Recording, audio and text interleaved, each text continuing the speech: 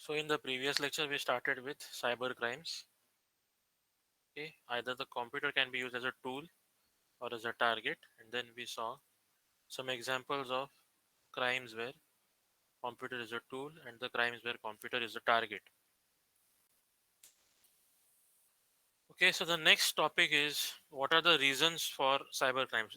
We'll see some of the attacks in detail after this topic, but before that, we'll start with this topic that what is the reason for cyber crimes?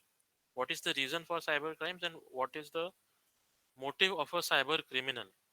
Okay, so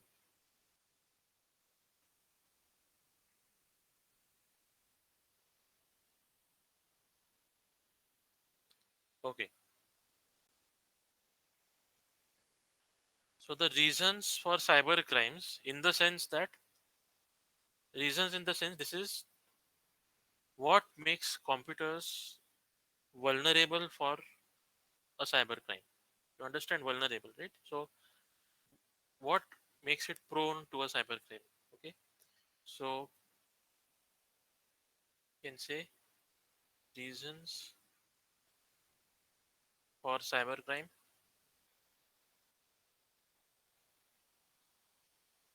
or you can say these are the vulnerabilities basically that we are talking about. First is capacity to store the data in a comparatively small space.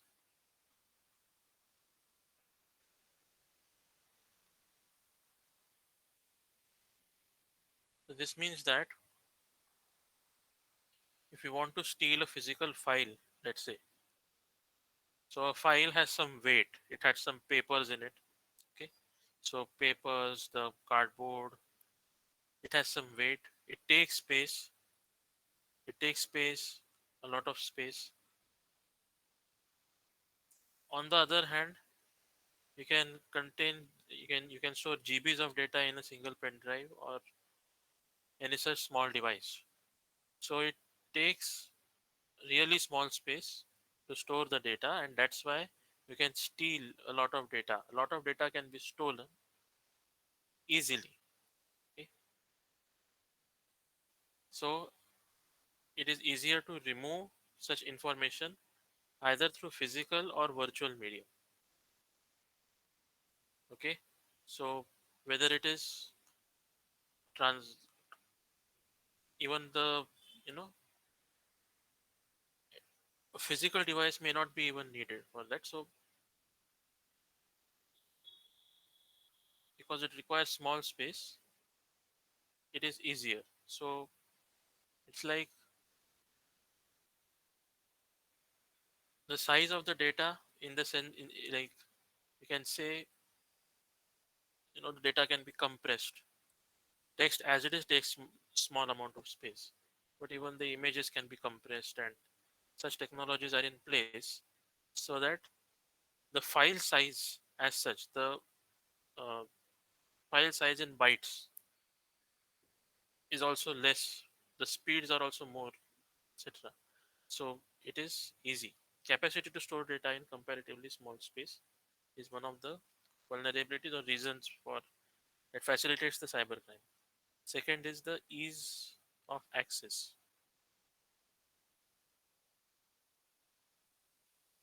Okay,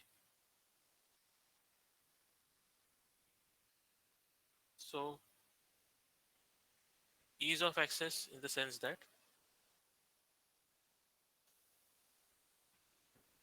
the problem behind safeguarding a computer system from unauthorized access is there are many possibilities of breach due to uh, you know there can be the access codes can be stolen. If access codes or passcodes are used, they can be stolen. The even complex things like, so what is the most complex uh, mechanism for preventing or safeguarding the access? You can say biometrics. So even biometrics can be forged, although not easily available. But even biometrics, although it is not easily possible, but biometrics can also be forged. The okay, blockchain has nothing to do with this as such. Blockchain is a series of blocks, and it ensures integrity. It makes it difficult to modify the blocks. That is one of the you know, that is what makes a blockchain secure. But I'm not talking about that. I'm just on a simple scale. I'm talking like if a person has to enter a room or has to enter a computer, okay, has to access a computer, either the person will enter a password, or there will be an iris or retina scan, or there can be fingerprint technology. So that is what we can say it is the most secure technology, because biometrics are unique to a person. But even that can be forged. Okay, so even that is possible. So ease of access is one thing. That is the second point. Then the next point is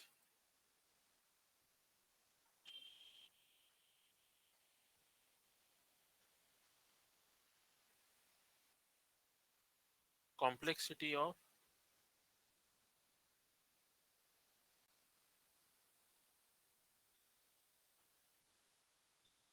you can say, system software. In general, you can say complexity of system software. But let's say one of the system software, you can say OS. So computers work on OS, and these OS are composed of lakhs of lines of code. Okay, millions of lines of code.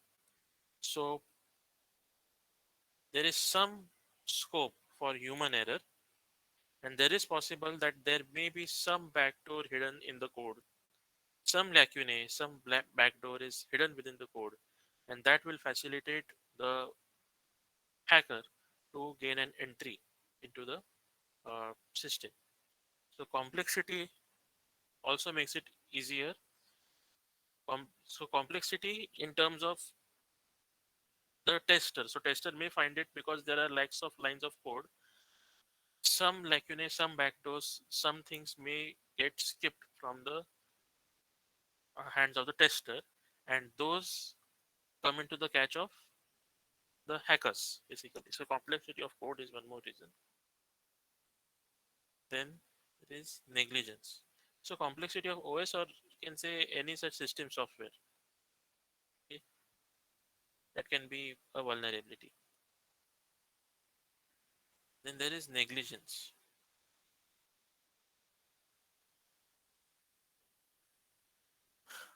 Okay. So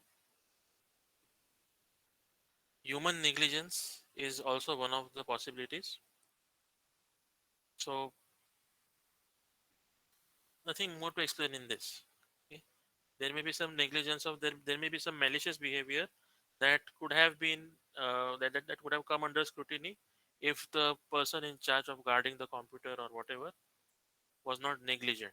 So negligence is the human factor, you can say. And then there is uh, loss of evidence.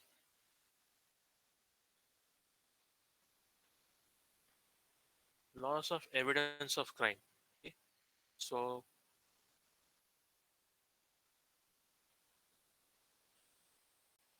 the data related to the crime can be easily destroyed. So loss of evidence has become a very common and obvious problem, which totally makes the investigation of the cybercrime impossible. Okay.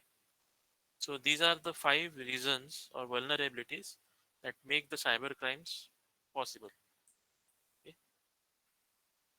Then this is from one point of view. Now, from the psychological, or let's say the criminal point of view, why does a criminal think of committing a cybercrime?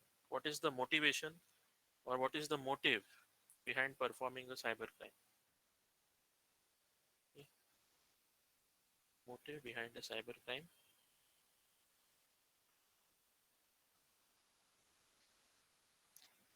So first obvious motive is money. Most of the crimes that uh, that one encounters are for the purpose of extracting personal information.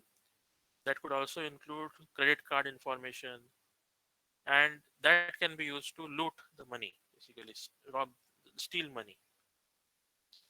Okay, so personal information can be used to create a fake identity, and that identity can be used for monetary scam. So in the previous lecture, we saw something called as social engineering. And using social engineering, one can masquerade as someone else and gain access. So recently, you must have heard of the data leak that happened in case of the Domino's online, pizza ordering system. So 13 TB of data was leaked. Okay, and in fact, that made a portal which was later shut down, and the hacker asked for money for data.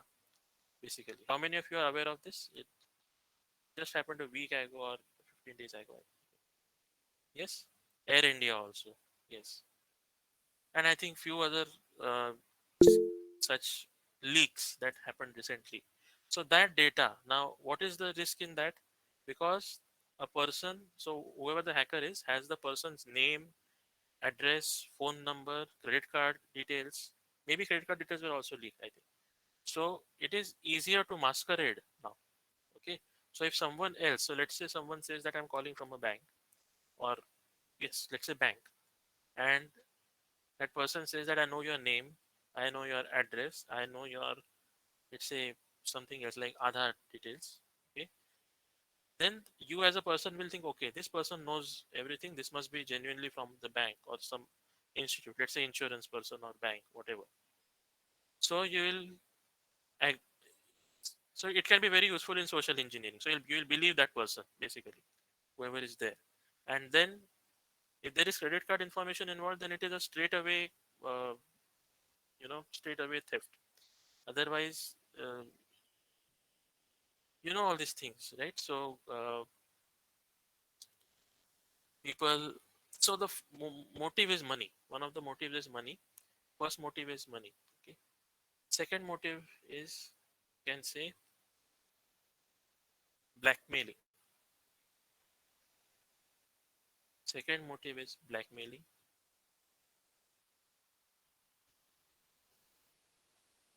So blackmailing is a crime, and it was it.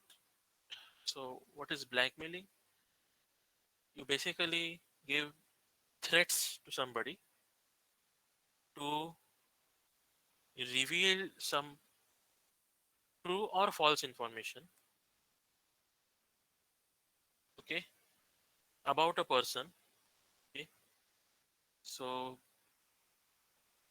that information may be revealed to the public or their family members, depending on the nature of the information that it is. Okay, so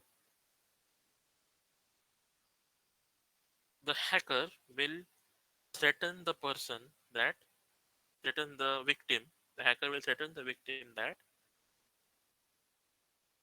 the sensitive information related to the victim will be shared or will be made public or will be told to his family or associates unless certain demand is met.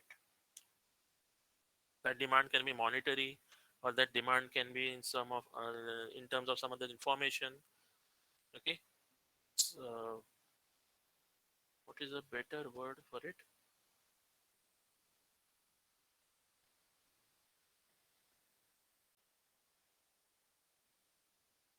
Ransom, you can say. It's like a ransom, but not exactly ransom money, but it's like that.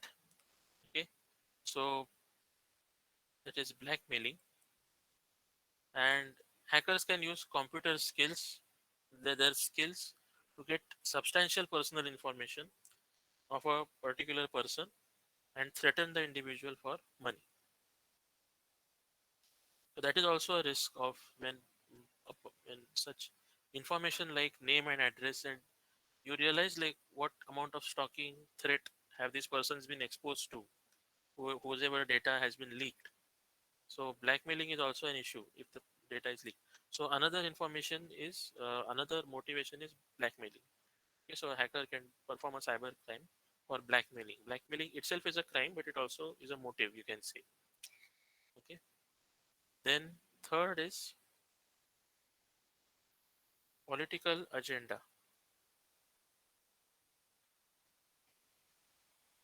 Political agenda. So hackers of one country.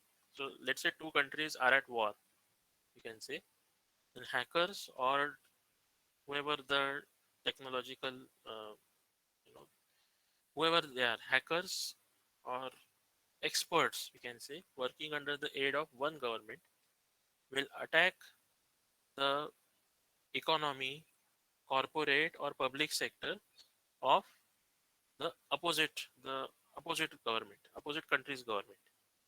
So it can be defacing the website, or it can be stealing the information, forging the information. It can be anything. So these criminals also target government and military bodies to steal classified documents. If it is a war time, then such this particular motive is the most important one. If it is a war time, okay. So if you go back and if you see, most of the cryptographic techniques that we study right now have originated in World War II to crack the communications of the opposite country. Okay, to crack the communication, to forge the communication.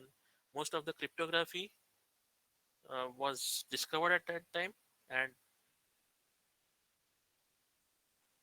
you can say it was the origin of that. So political agenda is one of the motives. Then fourth is defamation.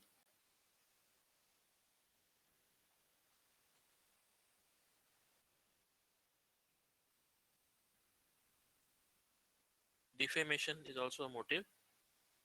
So this can be one company defaming another company. Okay, so one company can hack another company, and in the world of competition, companies recruit hackers and hack other companies which are selling the same product or which are working in the same domain for the purpose of defaming the reputation of the victim company, the target company.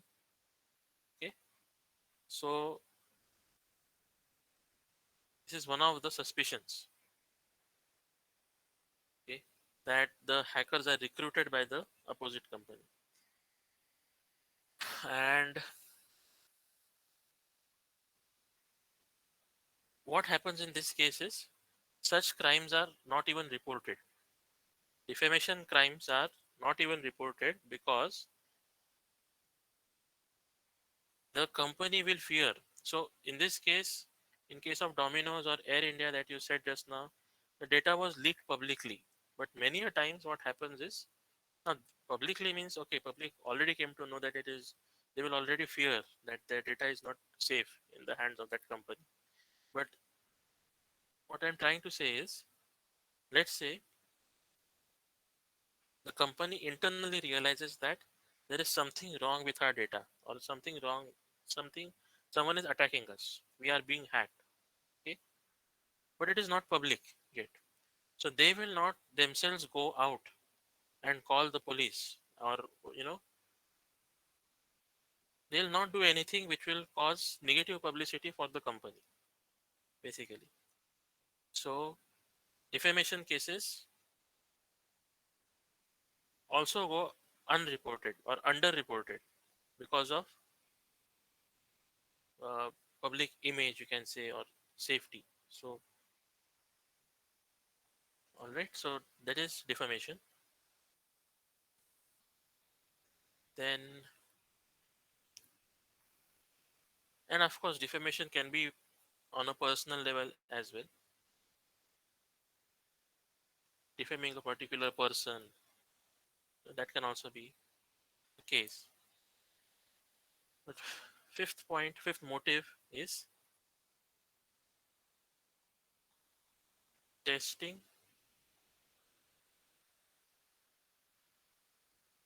technical stretch. So most of the hackers hack to test their level of knowledge in the field of hacking, and most of such criminals are, they are not employed. They work on their own. They are freelancers, and they are young. They are under 30, and they learn hacking via the internet, books, and training institutes, and simulate the attacks on randomly chosen targets. More interestingly, they hack for name or fame. Okay, so testing for fame, you can say. Okay, you can also say that the motive is fame, or you can say notoriety.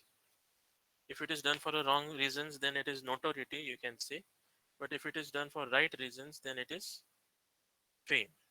So I have not verified this information. Like, I think it is true. Uh,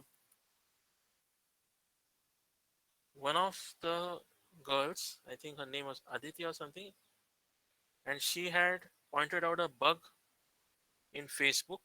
I think, and Facebook had awarded her some amount of money. I think $5,000 or something. Have you heard of this story? Is it true? Yes. So that is one of the motives. Now that was an ethical hacking example, but so this is a recent happening. Yes. So testing the technical stretch or fame, that is also one of the motives. Then, okay, so these are the reasons and motives. Any questions? Anything you want to say or ask? Shall we proceed?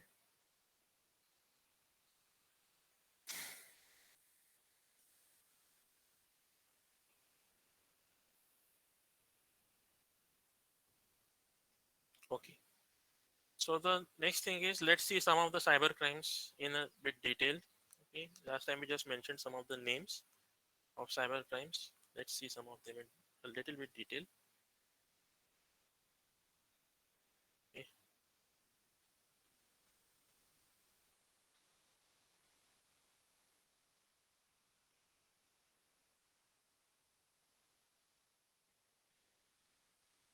What can you say? These are types of cyber crimes.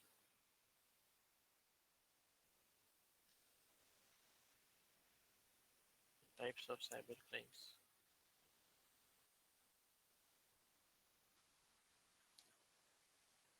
So first one is hacking. Obviously, I mean unethical hacking or cracking, basically. So there is an IT Act in our country, IT Act 2000, Section 66. IT Act 2000, Section 66. It defines hacking as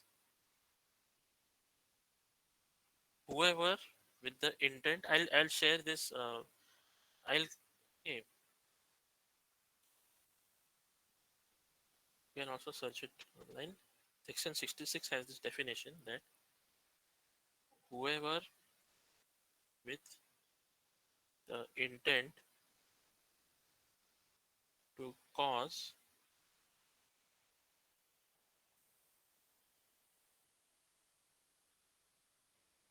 okay, whoever with the intent to cause, or knowing that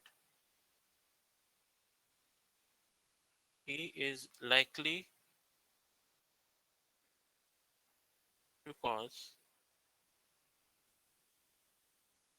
a loss or damage, wrongful loss or to the public, damage to the public, or any person who, or any person but who? Any person destroys or deletes or alters any information or alters any information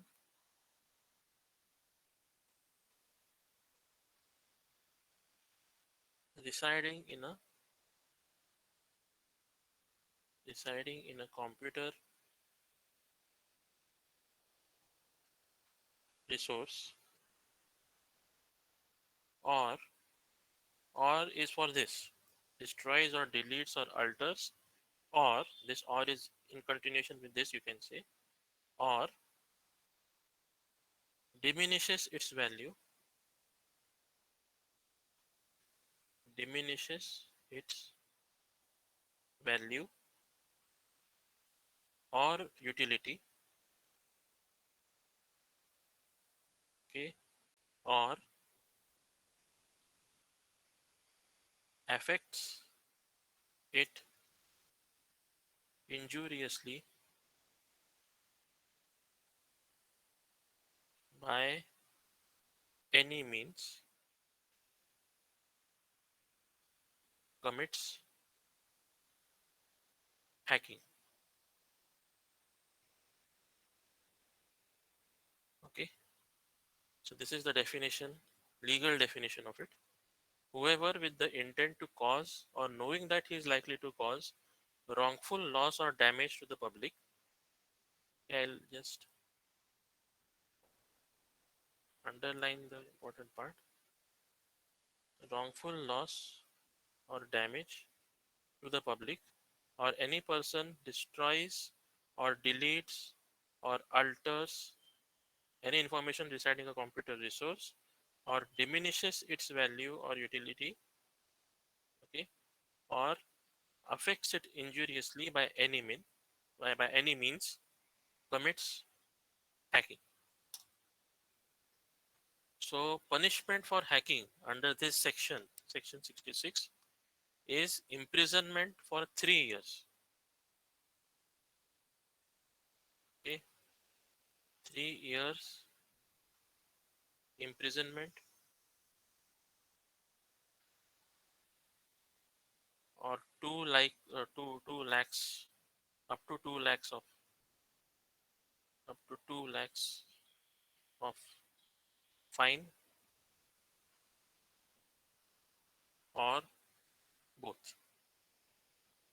3 years in prison, or 2 lakhs of fine, or both. This is the punishment.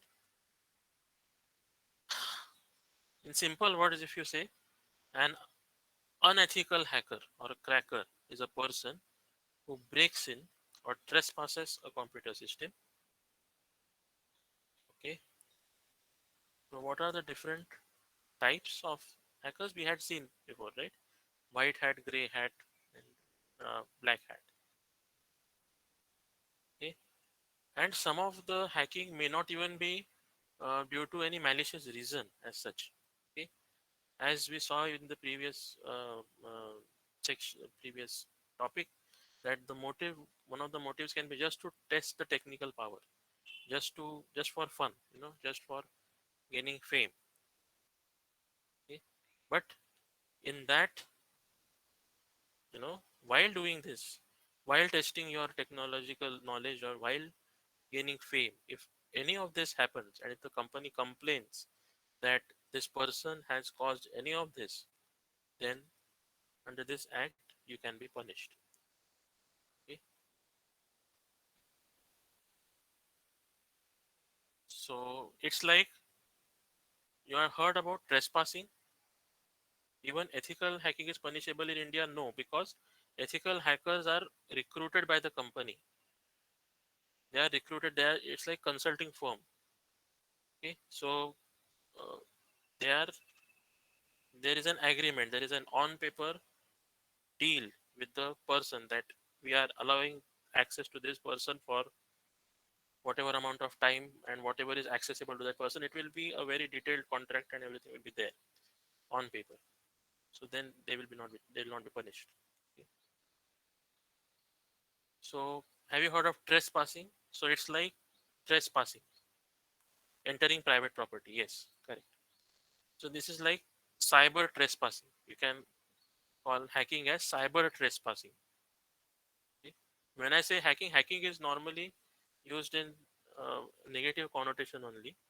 Uh, it- Although ethical hacking is a legitimate profession, so hacking is like a cyber trespassing, you can say.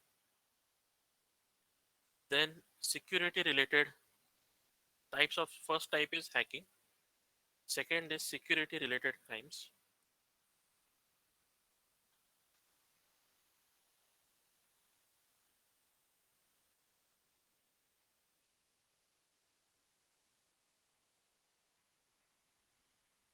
Okay, so security in the sense network security has become major concern. So private confidential information is can become available to the hacker, or again let's not call it hacker, let's call it some attacker. In this case I'll call it as an attacker because it's in terms of network security. Okay, so let me call it an attacker. So attacker can gain access to the private confidential information. Confidential information can either reside on the physical stored media such as hard disk or memory, or it can be in transit across the physical network in form of packets. Okay, so these are the two states that it can be. That data is either s- stored stored data, or it is in transit data. Okay, so these two, stored data and in transit, so these are the two ways, or these are the only two states you can say in which the data resides basically on in an organization or in a network, you can say, because organization has a network of computers, and unless that computer is completely isolated and has an air gap or whatever, so normally either the data will be in transit or it will be stored, and it is prone for attack in those cases. So in transit, now you have heard of wiretapping. Likewise, so there is network tapping, and packets can be captured. Someone can snoop on the packets. So the common remedy that we use for this is encryption, right? So encryption is one of the ways to prevent this. Encryption should be strong enough for that, whatever. If the encryption is not strong enough, encryption is cracked, then someone can just snoop on the network snooping, network sniffing. It is also called. There are tools for doing this, okay? And this is the category. In fact, let's put them in separate categories of themselves. So if the data is in transit, okay, and in transit obviously means that there is a network and there is data in transit between different computers, different hosts in right terms. So it can be captured or it can be stolen using network packet. I think this is not a separate point as such. Network packet sniffers. Okay, so network computers communicate serially. Large information pieces are broken down into smaller ones, okay, which we call as fragmentation packets. Okay. So the information stream is broken into smaller pieces.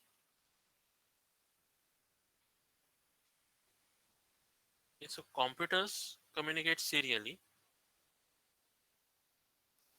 whereas in case of networks, so what can happen is This is one link. There is a router, and then it may be sent to multiple links. Okay, over a router. Okay,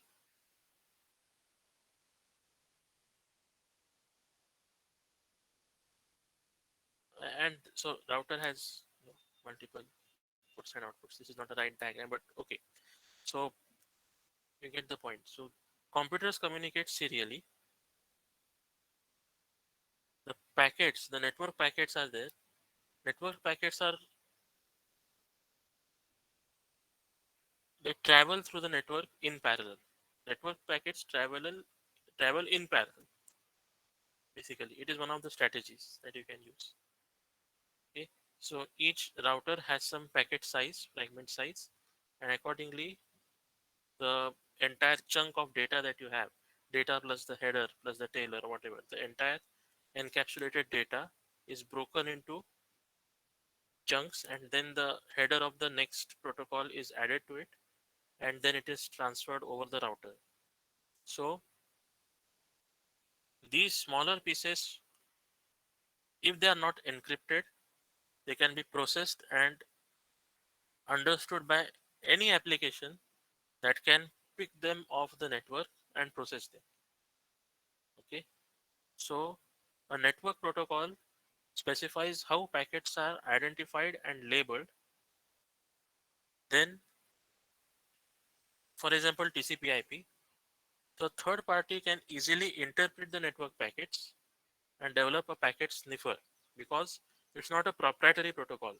The headers contain all the information of source, destination, packet size, everything is there. Where does the padding start? Where is the actual data? Every information is there in the header. Okay? So a third party tool can easily interpret that packet and develop a packet sniffer. A packet sniffer is a software that uses a network adapter card in a promiscuous mode. What is a promiscuous mode? A promiscuous mode in which is a mode in which the network adapter card sends all the packets received by the physical network wire to an application for processing. Okay, so the packet sniffer captures all the network packets that are sent across the local network, and anything can be leaked, usernames or even passwords. And I'm saying that normally encryption is used, but encryption can be cracked, okay, if you know, man in the middle attacks. Yes, man in the middle attacks are examples of such. So they can use network packet sniffers. Then, so usernames, passwords, anything can be leaked if the encryption is not strong enough, or if encryption is, because encryption and decryption, if a very strong encryption is used, it may be the case. I'm hypothetically saying this. It may be the case that within the organization or uh, whatever, for some communications, encryptions may not be used for some of the communications, not necessarily email or whatever. It can be anything. So in those cases, if the encryption is not strong enough or not used, then this succeeds. Then there is IP spoofing. IP spoofing, or also called as masquerading attack. So IP spoofing attack occurs when an attacker who is not a part of your organization, obviously, pretends to be a trusted computer, either by using an IP address that is within the range of the organization, external IP address. So IP spoofing can be using internal IP addresses or using external IP addresses. It's also called as masquerading. Okay. So the IP address of the attacker will be one of the trusted IP addresses and to which, you know, there will be no alarms raised. Okay, normally access will be provided to that IP address. So whatever the resources are there on the network will become available to that particular attacker. So IP spoofing attack is limited to injection of data or commands into an existing stream of data passed between client and server application or a peer-to-peer network connection. Okay, so this is IP spoofing. Then there are password attacks. This can be counted as a separate thing. Password attacks.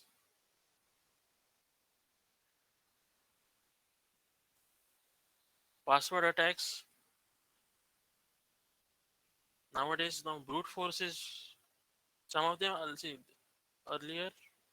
So now because the computers are increasingly powerful, and if there is no mechanism to stop someone from trying unlimited number of passwords, then a brute force attack is also possible, which is also called as a dictionary attack. Brute force, brute force, or dictionary attack. Commonly used passwords. Okay, those other better ways or more common ways are Trojans, Trojan horses. So there can also be, you know, you can also call it as a type of IP spoofing that there are fake login pages, fake logins created to steal the passwords. Basically, because if you cannot get the password by other ways, because the password file is secured and everything, then you can create it by using fake logins. The human weakness of being unable to distinguish between a genuine login and a fake login. That can also be one of the attacks. Then distribution of,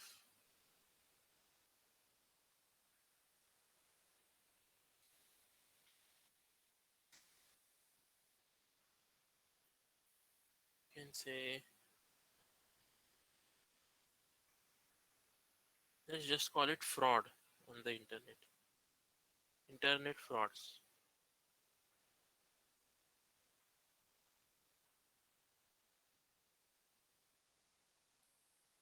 Okay.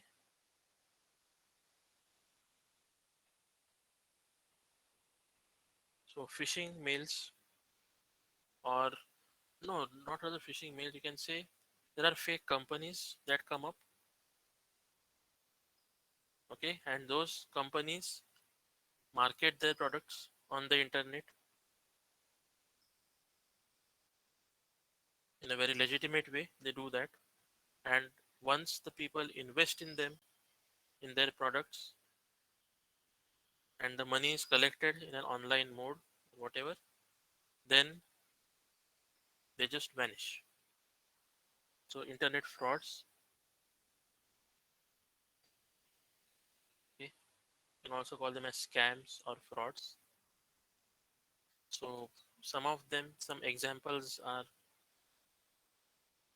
frauds for online investments. Online investments. You must have you must have seen these ads which come in your inboxes. Okay. So some fake brokers or fake counselors, or they may provide fake uh, advice, free advice, but asking you to invest some, or they'll recommend stocks of such fraudulent companies. Okay, then there are forums in, I don't know if this terminology is common right now, but they're also called as bulletin boards. Normally we call them as forums or bulletin boards. Okay, so in case of bulletin boards, investor information is shared. Investor information is shared on forums. So even hackers and they have their forums basically. So just like that, what we are seeing as frauds on the internet is the investor information may be leaked on forums or bulletin boards. And these can become some ways to commit a fraud. Okay. Then email scams. So online investment, you already get such emails suggesting online investments, and you know, apart from that,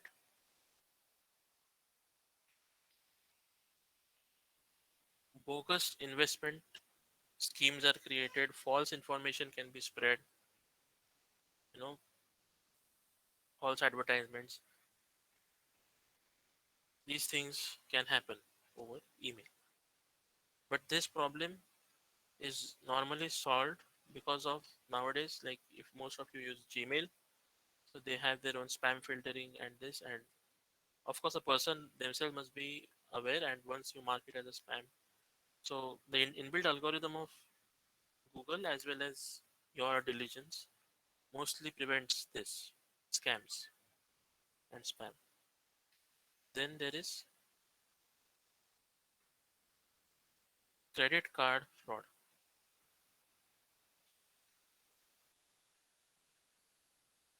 Okay, so normally when entering the information into a payment gateway, so there is a payment gateway between you and the seller basically. To that payment gateway, you provide your everything. You provide your credit card number, CVV, expiration date, everything you provide them. Okay, and there is an OTP step and whatever. This interface can be hacked basically, and all that information can be leaked to your third party. So credit card fraud. And what happens is then the customer says that, but we placed the order, we did not receive the goods, undelivered goods, and online services, damaged goods, defective goods, misrepresented, whatever, you know, or it can be auctions, anything. But in fact, your information was stolen. Credit card information was stolen. So that is also one type of fraud that you can see. Then there are multi-level marketing, multi-level marketing, and pyramid schemes.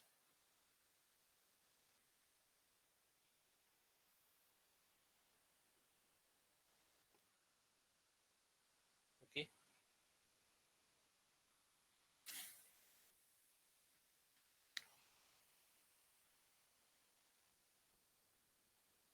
and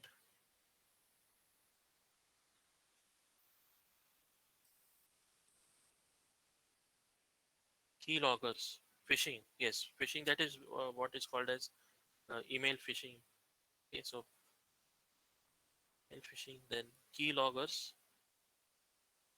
Yes, but normally so keyloggers are normally detected on a computer, but yes, keyloggers is also a way to steal passwords. Spams are okay, so I just read the chats right now. Okay, so what I was trying to explain is multi-level marketing. An example is,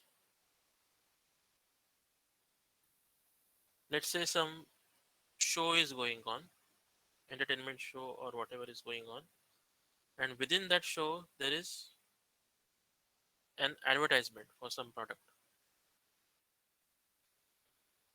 Okay. So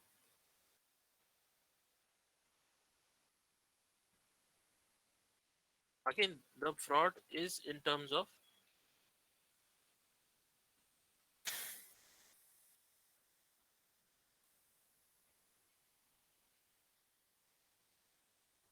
so I'll share a video. Basically, there was a video. What happens is, so you have heard of franchises and all.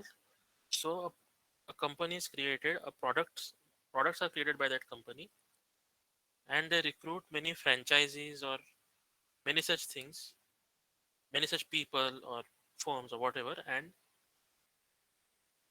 they market their goods through these people, like through these people. This increases the profits of the company. It's like, instead of one person saying that some product is good, you hire 10 people, and local people and the local people. Okay, so there is a hierarchy of people advertising that product, that you can say, per town, per locality, whatever, they'll recruit such people. And what happens is, after some period of time, even those they had recruited for advertising that product or selling that product, the product is flop. Basically, the problem is that the company is not a genuine company, and the product is not a good product as such. So the product fails, but the company has already pocketed the profits. They wrap their business up. Not only the customers suffer in this case, but also those people who had, undertaken their uh, agency or franchise, that you can say, that who were selling and advertising those products, even they end up in losses. Even they do not earn anything, or sometimes they get into trouble. Uh, they incur losses, basically. This is multi-level marketing fraud, basically. Okay.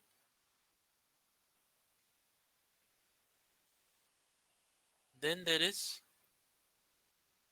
falsifying of digital signature. This is the last thing we'll discuss, and then we'll stop.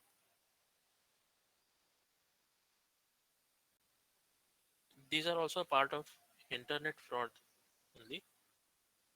So publishing of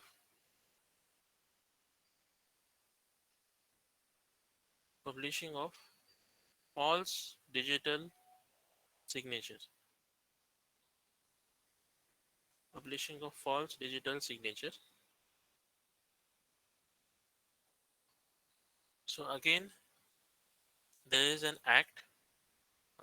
So section 73 of the same IT Act, section 73 of IT Act 2000, says that if a person,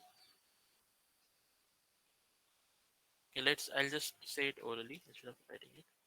So if a person knows that a digital signature certificate is not genuine, and still goes ahead and publishes it, then his uh, then he can have, or he may be imprisoned up to 2 years. Okay?